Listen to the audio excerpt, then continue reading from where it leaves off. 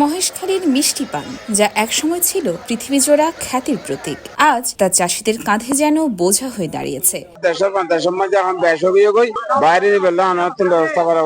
যে পান একসময় 400 থেকে 500 টাকায় বিক্রি হতো, আজ তার দাম নেমে এসেছে মাত্র 120 টাকায়।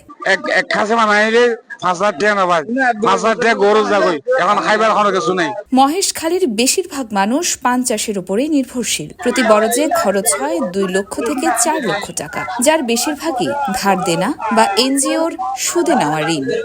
আগে আসিল 300 টাকা 350 টাকা, এখন বেচে 100 টাকা 115 টাকা। প্রত্যাশা থাকে 3-4 মাস পর সেই বিনিয়োগ ফেরত আসবে লাভ সহ, কিন্তু এখন বাজারে ন্যায্য দাম না থাকায় চাষিরা পড়ছেন চরম লোকসানে। ব্যবসায়ের এখন খুব দূরদূরান্ত অবস্থা, পান সস্তা এখন কত্তা মিলাই না পারে দেশের মানুষে, বিশেষ করে পান সদর কলে এত পান মহঙ্গা গেলে এটা পান না হার।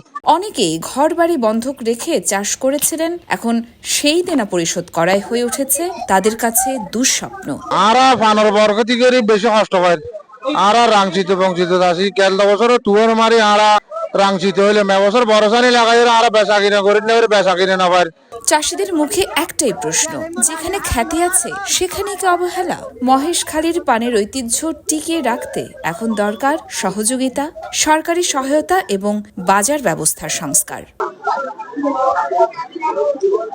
না হলে হারিয়ে যেতে বসবে শত বছরের গৌরবময় এই ঐতিহ্য।